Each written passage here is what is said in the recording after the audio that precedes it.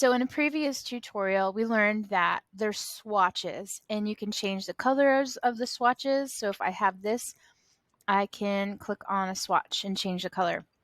There's also pattern swatches.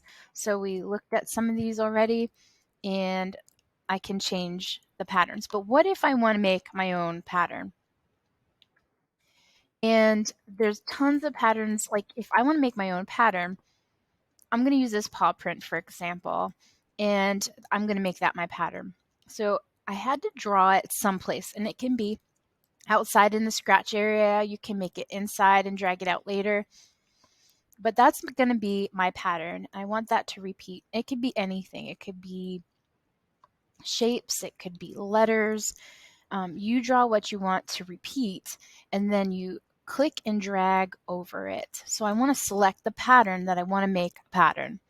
And I want to have my swatches, my swatches panel open. So if this isn't open, to open it, you go to Window, Swatches. But mine's already open, so it has a check.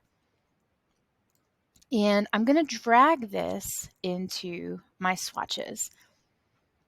And then you apply it like anything else. So I'm going to click on this object and I want to apply that swatch. So now I have a pattern that repeats.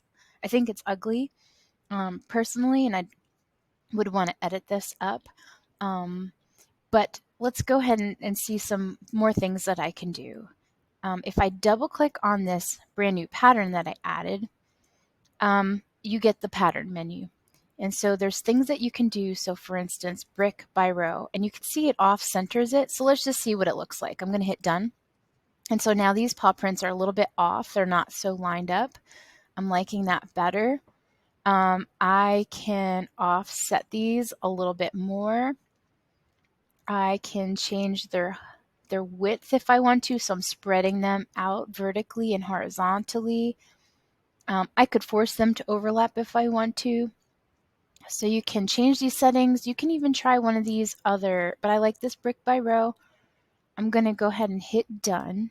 And now my patterns is updated. I have a pattern inside my box. I had a pattern that I made.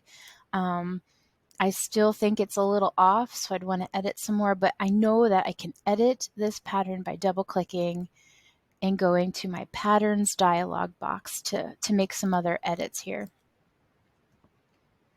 And that's how you work with patterns in Illustrator.